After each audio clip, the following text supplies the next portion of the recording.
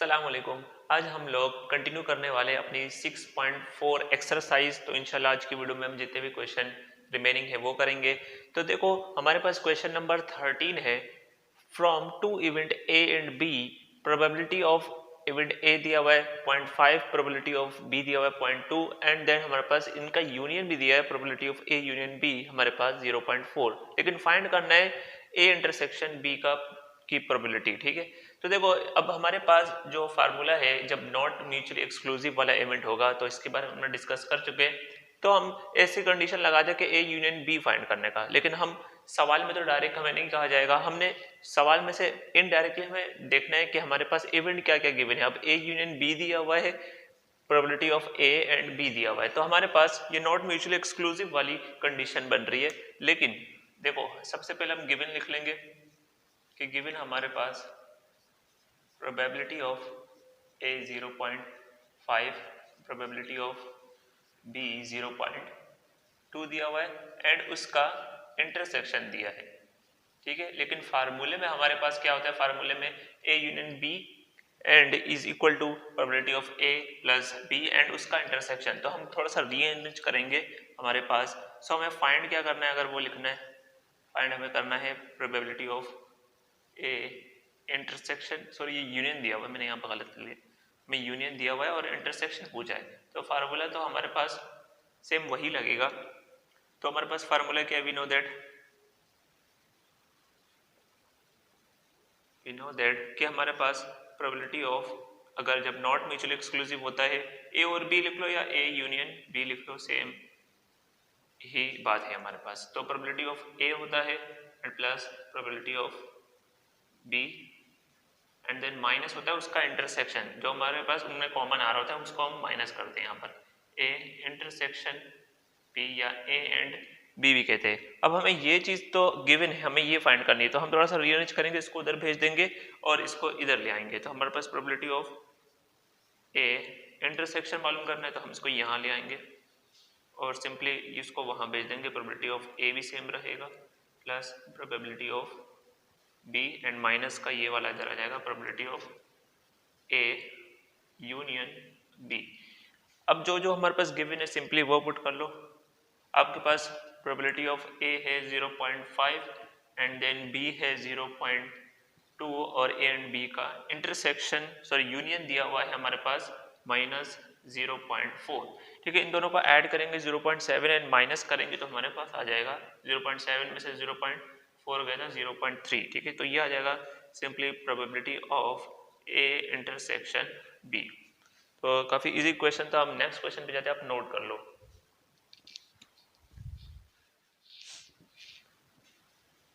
तो question number 14 है हमारे पास, a natural number is chosen out of first 35 natural number. तो हमें एक नेचुरल नंबर चूज करना है, लेकिन हमारे पास रेंज दी हुई है कि वो नेचुरल नंबर 35 यानी फर्स्ट हमारे पास 1 से स्टार्ट होता है, नेचुरल नंबर 35 तक हमारी रेंज है। तो हमें वो उसकी प्रोबेबिलिटी निकालनी है that the chosen number is divisible by 8 हो या 9 हो। अब मैंने जैसे बताया था डिविजिबल बाय 8 आपको हर एक डिवाइड करके चेक करने की जरूरत नहीं है, आपने सिंपल क्या करना है 8 का मल्टीपल लिख लेना है, यानी 8 का टेबल। लेकिन हमें देखना है कि वो 35 के रेंज में, वो 35 से ज्यादा ना हो, लेस देन 35 या 35 आए तो वो भी ठीक है। तो देखो सबसे पहले हमें 8 और 9 का अगर प्रोबेबिलिटी निकालनी है तो सबसे पहले हमें प्रोबेबिलिटी ऑफ 8 निकालना पड़ेगा, फिर हमें 9 निकालना पड़ेगा, ताकि हमें पता चले कि अगर वो म्यूचुअली एक्सक्लूसिव इवेंट होते हैं तो हमारे पास क्या फार्मूला बनेगा, लॉ ऑफ एडिशन है, लेकिन कौन सा वाला लॉ लग रहा है बेसिकली हमें वो चेक करने के लिए जरूरत पड़ेगी। तो सबसे पहले हमारे पास जो टोटल आउटकम देख लो, total number of sample space लिख सकते हो, total number of sample space हमारे पास क्या है, सैंपल स्पेस। ठीक है, तो हम इस तरह लिख सकते हैं कि NS नंबर ऑफ S है हमारे पास 35, क्योंकि नेचुरल नंबर 1 से 35 के दरमियान हमारे पास कितने 35 नंबर ऑफ आउटकम्स आ जाएंगे। तो नेक्स्ट हमारे पास है कि what is the probability of, अगर हम इवेंट A को हम नाम दे दे कि ए इवेंट हमारे पास क्या है जो डिविजिबल बाय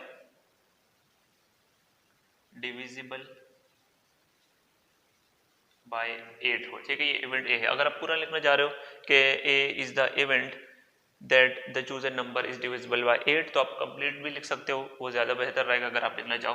तो हम सबसे पहले ए के आउटकम अगर हमें पता चले कि 8 का मल्टीपल लिखेंगे तो वो 8 का डिविजिबल भी कहलाएगा, ठीक है। तो 8 का मल्टीपल 8, 16 एंड 24 एंड देन 32, ठीक है। अगर इससे आगे जाएंगे, देखो हमारे पास 32 के बाद अगर हम लिखेंगे तो 40, वो हमारे पास 35 के रेंज से आउट हो जाएगा, तो हमें 35 के रेंज में ही रहना है। तो नंबर ऑफ ए क्या आ जाएंगे, 1 2 3 4, तो 4 आउटकम्स आ रहे। देन प्रोबेबिलिटी भी साथ ही साथ निकाल लो कि हमारे पास जो होती है number of A divide by number of S, तो ये आ जाएगा सिंपली 4/35, ठीक है। तो इसी तरह फ्रैक्शन में रख लो, कोई मसला नहीं है। हमारे पास देखो आप b को हम क्या बोल रहे हैं कि b is the event that the chosen number is divisible bye, मैं शॉर्टकट लिख रहा हूँ, डिविजिबल बाय 9 है, ठीक है। तो b इवेंट में अब क्या आ जाएगा, 9 का मल्टीपल आ जाएगा, बिकॉज अगर 9 का मल्टीपल लिखेंगे तो वो वही नंबर होगा जो डिविजिबल बाय 9 है। तो 9 इंटू हमारे पास 18 होता है, एंड देन हमारे पास 27, एंड देन हमारे पास इसके बाद लिखेंगे तो 36 आ जाएगा, तो हम इसके बाद नहीं लिखेंगे, ठीक है। तो लास्ट नंबर हमारे पास क्या है, 27 तक जाएगा, एंड देन हमारे पास यस ये 18 है। तो नंबर ऑफ इवेंट बी आ जाएगा 3। हम प्रोबेबिलिटी निकालने के लिए क्या करेंगे, हम फार्मूला लगा देंगे number of D divide by number of sample space, ठीक है। तो यहाँ पर 3 था, टोटल नंबर ऑफ आउटकम है 35। तो हम इसको इसी तरह से रख लेते हैं। हम जाते हैं कि हमारे पास अब ये चेक करना, देखो म्यूचुअली एक्सक्लूसिव इवेंट अगर हमारे पास है तो हमने ये देखना पड़ेगा कि इन दोनों का अगर हम इंटरसेक्शन है तो 5 आना चाहिए, यानी कोई कॉमन एलिमेंट ना निकले। तो हमारे पास देखो 8, 16, 24, 32, यहाँ पर कोई भी 8, 16, 30, 24 एंड 32 नहीं है, तो दोनों क्या है, म्यूचुअली एक्सक्लूसिव इवेंट है। तो हम यहाँ लिख लेंगे इफ ए और B are mutually exclusive event है, exclusive event, तो हम क्या करेंगे, therefore हम इस तरह लिख लेते कि therefore हम यहाँ पर लगा लेंगे फार्मूला कि A और B निकालना था, ठीक है, यानी कि 9 और 8 का डिविजिबल निकालना था, जिसको हमने A और B का नाम दे दिया। तो अब यहाँ पर यूनियन भी लिख सकते हो इसकी जगह। तो हम सिंपली क्या करेंगे कि कोई भी कॉमन नहीं, तो हमारे पास जो केस फॉलो होगा वो probability of A plus probability of B, ठीक है। तो कॉमन आउटकम नहीं आ रहे तो हम इसको माइनस नहीं कर रहे, probability of B। Let suppose अगर हमारे पास कोई आ जाता, जैसे 8 आ जाता, तो हमें minus probability of A intersection B भी लिखना पड़ता, तो वो वाला केस होता, वो नॉट म्यूचुअली एक्सक्लूसिव होता। तो हमारे पास सिंपली ये कर लेंगे, probability of A union B भी लिख सकते हो। अब इसकी प्रोबेबिलिटी क्या है, P ऑफ A 4/35, 4/35 प्लस इसकी आई है 3/35, ठीक है। तो सिंपली अगर हम एलसीएम ले तो दोनों का एलसीएम सेम है, तो 35 रहेगा, ये दोनों ऐड हो जाएंगे, हमारे पास 7 हो जाएगा, and this is your answer. तो नोट कर लो, हम नेक्स्ट क्वेश्चन पे जाते हैं। तो question number 15, a bag contains 15 black, 25 red and 10 white balls, ठीक है। तो हमारे पास ये 3 तरीके की हमारे पास बॉल्स दी हुई है। A ball is drawn at random, तो हमें बोल रहे कि जो बॉल आप उठा रहे हो वो रैंडमली उठा रहे हो, ठीक है। अ बॉल का मतलब है कि एक बॉल उठा रहे।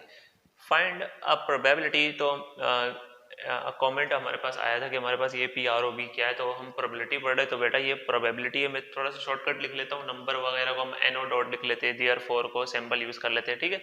तो ये आप सैंपल्स को थोड़ा सा समझने की कोशिश करें। That it is either red और व्हाइट, कि वो रेड हो बॉल जो आपने उठाई हो, या तो वो व्हाइट हो, यानी कि ये और वाला केस, यानी कि प्रोबेबिलिटी ऑफ A और B, ठीक है। तो हम इसमें क्या करेंगे, सबसे पहले तो हम जो गिवन है वो चीज़ हम लिख सकते हैं कि आप ब्लैक बॉल्स के बारे में,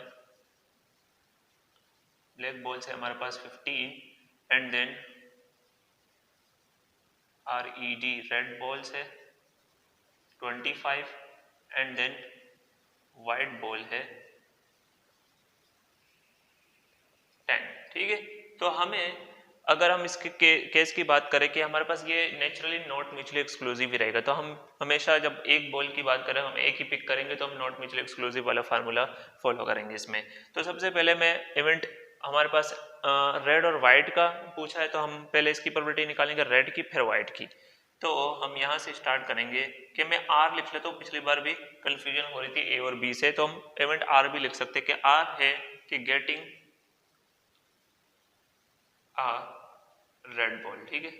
तो ये इजी रहेगा हमारे पास। अब आर की बात करें तो हमारे पास प्रोबेबिलिटी ऑफ आर क्या रहेगा कि हमारे पास आउटकम है number of R divide by number of S, ठीक है। और सॉरी हमारे पास टोटल आउटकम कितना है ये तो हमने लिखा नहीं, तो टोटल आउटकम है हम इसको ऐड कर लेंगे, तो 30 हमारे पास, सॉरी 30 नहीं, ये 40 हमारे पास एंड 50, तो हमारे पास यस 50 रहेंगे। तो हमारे पास अब नंबर ऑफ आर कितने हैं, हमारे पास number of R red ball है हमारे पास 25 एंड डिवाइडेड बाय 50 कर लेंगे, ठीक है। एंड देन अगर इसको मजीद सॉल्व करना चाहो तो 5 5 जा एंड 5 10 जा, ठीक है। अगेन हमारे पास आ जाएगा कि 1 डिवाइडेड बाय 2, ठीक है। इस तरीके से भी कर सकते हो, पूरा सॉल्व कर लो। तो ये हमारे पास प्रोबेबिलिटी ऑफ रेड बॉल यानी पी आर आ गया। देन हमारे पास अब वाइट को भी निकालना पड़ेगा, तो हमारे पास हम लिख लेते हैं कि डब्ल्यू इवेंट है गेटिंग, डब्ल्यू इवेंट है कि getting a white ball. Then अगर हम प्रोबेबिलिटी की बात करें तो हम डायरेक्ट ही निकालेंगे। अब हम नंबर ऑफ आउटकम लिखे तो हम इससे अच्छा हम यहाँ पर डायरेक्ट लिख लेंगे नंबर ऑफ आउटकम है डब्ल्यू के and divide by total number of outcome, ठीक है। तो डब्ल्यू बॉल है हमारे पास है 10 और डिवाइडेड बाय है number of outcome, total outcome है 50 एंड देन हमारे पास तो यहाँ पर आ जाएगा 1 डिवाइडेड बाय 5। तो अब हमारे पास आता है कि अगर हम आइदर रेड और वाइट है तो उसके लिए हम क्या केस फॉलो करेंगे। तो हमारे पास हम आर और डब्ल्यू की बात कर रहे हैं, ठीक है। रेड और वाइट ही है हमारे पास, तो हम इसका लिखेंगे कि पहले probability of R and then add कर लेंगे प्रोबेबिलिटी ऑफ डब्ल्यू से, ठीक है। तो ये नेचुरली हम क्या करते हैं, हम नॉट म्यूचुअली एक्सक्लूसिव वाला ही केस रखते हैं। तो हमारे पास ये जो आई थी प्रोबेबिलिटी ऑफ, ये आई थी 1/2 एंड डिवाइडेड, सॉरी डिवाइडेड नहीं, हमारे पास है इसकी 1/5, ठीक है। तो हम जब इसको लेंगे हम क्रॉस मल्टीप्लाई कर लेते हैं, 5 + 2 डिवाइडेड बाय 10 आ जाएगा एंड देन 7/10, ठीक है। तो 7/10 है आई थिंक इसका हमारे पास प्रोबेबिलिटी निकल रही है। तो ये है हमारे पास प्रोबेबिलिटी ऑफ आर और डब्ल्यू यानी रेड और सॉरी यहाँ पर और यूनियन भी लिख सकते हो, इसको नोट कर लो। हम नेक्स्ट क्वेश्चन करते हैं फिर। तो क्वेश्चन नंबर 16 देखते हैं। हमारे पास two events A and B are such that probability of A दिया है 1/4 and probability of A given that B, ठीक है। ए गिवन दैट बी यानी कंडीशनल प्रोबेबिलिटी का हमारे पास दिया हुआ है कि 1/2 है and probability of B given A 2/3। Find A intersection B and probability of B दिया हुआ है पी ऑफ बी। तो देखो हमारे पास कंडीशनल प्रोबेबिलिटी में हमारे पास जो फार्मूला है, जैसे अगर हम ए गिवन बी की बात करें तो हमारे पास सिंपली क्या होता है कि ए गिवन बी अगर हमारे पास फाइंड करना है तो हम इसका intersection A intersection B divided by जो हमारे पास दिया हुआ नीचे होता है, ठीक है, जो डिवाइड में दिया उसकी प्रोबेबिलिटी से डिवाइड करना होता है। तो सबसे पहले हमारे पास अगर हमारे पास फार्मूला क्लियर है, अब बच्चों सब ये जो हमारे पास क्वेश्चन दिया हुआ है तो इसको करना बहुत आसान है। अगर क्लियर नहीं है तो ये मुश्किल होगा, तो सिंपल सा फार्मूला याद कर लो।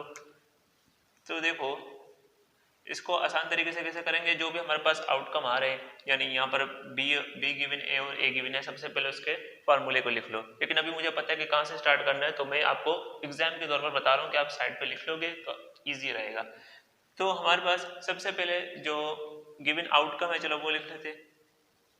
प्रोबेबिलिटी ऑफ ए 1/4 है and probability of A given B दिया हुआ है 1/2, ठीक है। Probability of B given A भी दिया हुआ है, दिस इज 2/3 एंड देन देखो हमारे पास अगर हम सबसे पहले फाइंड करें find probability of A intersection B, और हमारे पास दिया हुआ है, ये अलग से दिया हुआ है, या एंड करके लिख लेते हैं एंड प्रोबेबिलिटी ऑफ बी।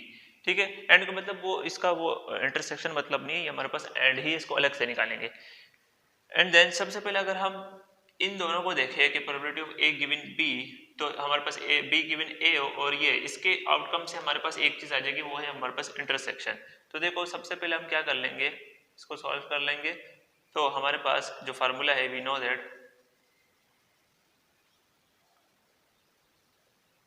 के प्रोबेबिलिटी ऑफ हमारे पास बी गिवन ए का लिख रहा हूँ, ठीक है, बी गिवन ए के लिए probability of A intersection B रहता है, और जो हमारे पास यहाँ पर डिवाइड में होता है वो यहाँ पर आ जाता है। ठीक है, क्योंकि हमारे पास प्रोबेबिलिटी ऑफ ए भी गिवन था और ये भी गिवन है, तो हमें ये चाहिए, तो हम इसको यहाँ पर लाके मल्टीप्लाई कर लेंगे। देखो फार्मूले को रीअरेंज कर लेंगे कि probability of A intersection B चाहिए, एंड देन ये मल्टीप्लाई में था इधर, सॉरी डिवाइड में था, इधर आके मल्टीप्लाई हो जाएगा।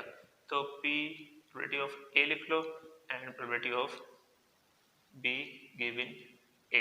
ठीक है, सिंपली आपको क्या करना है, फार्मूले में वैल्यूज पुट करनी है, 1/4 है इसका, एंड देन हमारे पास बी गिवन ए 2/3, तो ये हो जाएगा हमारे पास 2/12, एंड चलो यहीं पे कर लेते हैं कि 1/6 आ जाएगा, इसकी प्रोबेबिलिटी आ जाएगी, ये आ जाएगा हमारे पास इंटरसेक्शन। ठीक है, ए इंटरसेक्शन बी की प्रोबेबिलिटी। तो हमारे पास अब सिंपली इसके लिए क्या करना है, हमारे पास प्रोबेबिलिटी ऑफ बी के लिए हम इसका यूज कर लेंगे।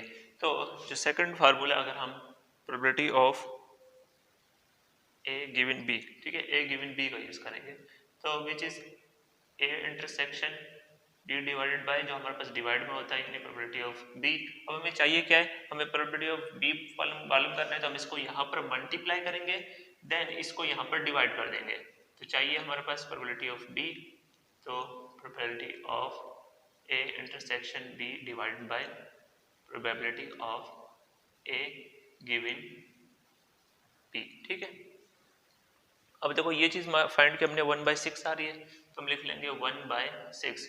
ये चीज ए गिवन बी हमारे पास गिवन है 1/2। ठीक है, तो डिवाइडेड 1/2, अगर जब हम क्रॉस मल्टीप्लाई करेंगे, तो मल्टीप्लाई में चेंज करेंगे तो 2 ऊपर चला जाएगा, 1 नीचे आ जाएगा, इसको काट लो, हमारे पास 3 आ जाएगा, एंड 1/3 इज द आंसर। ठीक है, प्रोबेबिलिटी ऑफ बी आ गया 1/3। तो नोट कर लो, हम नेक्स्ट क्वेश्चन करते हैं।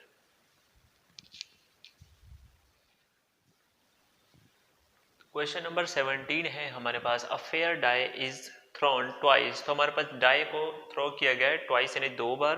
Find the probability that an even number, even again हमारे पास an odd number of dots appear in first. तो हमारे पास फर्स्ट डाई में वो कह रहा है कि इवन नंबर आना चाहिए, and the number of dots in the second throw, यानी कि सेकंड जो डाई हमने थ्रो किया उसमें हमारे पास लेस देन 4, यानी कि 1 2 3 आ सकता है, 4 या 4 से ज्यादा नहीं। तो अब हम एंड देख के आप ये कंफ्यूज नहीं होने के कि ये इवेंट अलग अलग है, क्योंकि पहले बोले कि हमारे पास अफेयर डाइज थ्रोन ट्वाइस, तो हमारे पास प्रोबेबिलिटी ये इवेंट एक ही है, लेकिन हम एक कंडीशन दे रहे हैं कि फर्स्ट डाई में इवन नंबर आना चाहिए, जो फर्स्ट डाई हमने थ्रो किया 2 आ सकता, 4 आ सकता है, 6 आ सकता है, और सेकंड में हमारे पास जो कंडीशन है वो है लेस देन 4 की। तो हमारे पास इसका डिफरेंस समझना जरूरी है। तो अगर फेयर डाई थ्रो किया गया तो हमारे पास टोटल नंबर ऑफ सैंपल आ जाएंगे 36। ठीक है, वो अगेन अगर आप लोग बनाना चाहते हो तो पूरा हमारे पास 1 1 से स्टार्ट होके 6 6 तक आप बना सकते हैं, या डॉट डायग्राम के जरिए जो मैंने सिखाया था, वरना बनाना जरूरी नहीं है। तो देखो हमारे पास हम इवेंट की बात कर रहे हैं कि इवेंट ए है, तो हमारे पास शॉर्टकट अगर हम लिखे कि इवन नंबर हो, इवन नंबर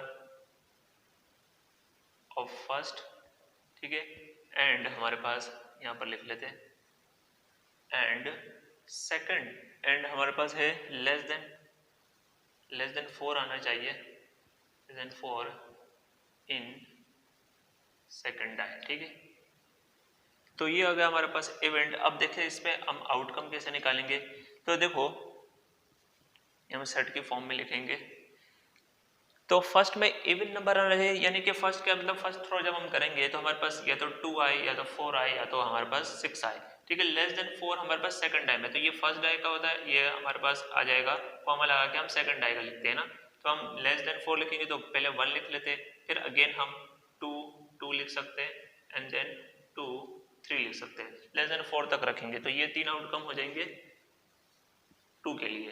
फिर इसी तरह हम इवन नंबर अगर 4 के लिए लिखें तो 4 1, ठीक है, एंड 4 2 एंड 4 3, ये हो जाएगा। थोड़ा सा मैं यहाँ पर लिख लेता हूँ कि अब 6 के लिए करेंगे तो 6 1 एंड 6 2 एंड 6 3, ठीक है, क्योंकि हमने हमारे पास फर्स्ट डाई क्या है, इवन नंबर है और ये लेस देन 4 होना चाहिए, तो हमने 1 2 3 सबके लिए लिख लिया। और अगर हम टोटल नंबर ऑफ आउटकम की बात करें तो इसके इन ए आ जाएगा 9, ठीक है। अब गिन लेना हमारे पास 9 आउटकम निकलेंगे। फिर इसकी प्रोबेबिलिटी सिंपली हमारे पास प्रोबेबिलिटी ऑफ ए बराबर होता है N of A divide by N of S. हमारे पास यहाँ पे थे 9 आउटकम, टोटल थे 36, हम सिंपली डिवाइड कर देंगे, 9 4 जा 9 1 जा, ठीक है, तो 1/4 आ जाएगा इसका आंसर, ठीक है। सो नोट कर लो हम जब तक नेक्स्ट क्वेश्चन पे जाते हैं। तो क्वेश्चन नंबर 18 जो हमारे पास यहाँ पर लिखा हुआ है, और जितना बड़ा क्वेश्चन आपको नजर आ रहा है उतना ही छोटा आंसर है इसका। तो हमारे पास सबसे पहले देखते हैं कि क्या कहा गया है। 3 missiles are fired at a target, हमारे पास 3 मिसाइल को फायर किया गया एक टारगेट पर। If the probability of hitting the target, जो फर्स्ट वाला मिसाइल है उसकी प्रोबेबिलिटी दी हुई है 0.5, सेकंड की 0.3 एंड थर्ड की 0.6 respectively. And if the missiles are fired independently, ठीक है, तो इंडिपेंडेंटली का अगर वर्ड यूज कर लिया यानी इंडिपेंडेंट इवेंट है ये। तो देखो हमारे पास what is the probability that all missiles hit the target. अब हमारे पास सभी के हमारे पास एक साथ प्रोबेबिलिटी पूछी जा रही है, तो इंडिपेंडेंट का वर्ड यूज किया तो हम कह सकते हैं कि हम लॉ ऑफ मल्टीप्लिकेशन जो इंडिपेंडेंट इवेंट के लिए जो फार्मूला यूज हो रहा है तो हम वो यूज करेंगे। तो प्रोबेबिलिटी ऑफ जो गिवन है हमारे पास, मान लेते हैं कि हमारे पास P ऑफ A जो दिया हुआ पहला वाला उसको हम लिख लेते हैं 0.5, प्रोबेबिलिटी ऑफ B जो सेकंड की दी हुई है वो 0.3 एंड प्रोबेबिलिटी ऑफ C जो थर्ड की दी हुई है 0.6। तो अब हमें पता है इंडिपेंडेंट इवेंट है, तो हम इसके लिए क्या करेंगे, we know that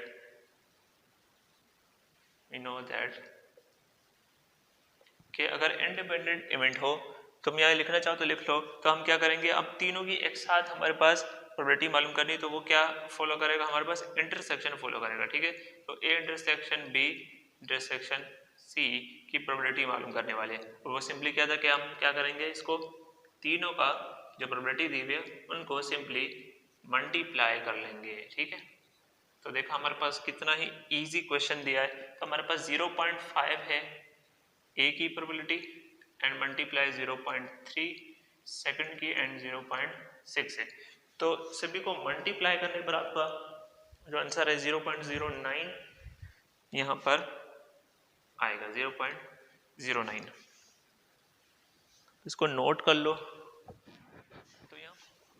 तो यहाँ पर आगे हमारे पास जो एक्सरसाइज 6.4 है वो फिनिश हो चुकी है। तो अब इस क्वेश्चंस को आप एक बार प्रैक्टिस करो, क्योंकि हम पेपर में ये नहीं देखेंगे कि किस हमारे पास लॉन्ग क्वेश्चन आ रहे हैं या शॉर्ट क्वेश्चन आ रहे हैं, हम उसका नोयत देखेंगे कि वो हार्ड है या इजी क्वेश्चन आ रहे हैं। तो इस तरीके के भी क्वेश्चन आ सकते हैं, और जो थोड़े से लेंथी क्वेश्चन है वो भी आ सकते हैं। तो आप मॉडल पेपर देख के आप इसकी नोयत का अंदाजा लगा सकते हैं। तो हम यहाँ पर आके हम रिव्यू एक्सरसाइज भी इसके बाद नेक्स्ट अपलोड करेंगे नेक्स्ट वीडियो में। तो आप वीडियो अच्छी लगी तो वीडियो को लाइक भी कर लो और चैनल सब्सक्राइब कर लीजिए, क्योंकि जो बहुत सारे बच्चे हैं वो वीडियो देखते हैं लेकिन सब्सक्राइब नहीं करते, तो वो भी कर लिया करो। Thanks for watching.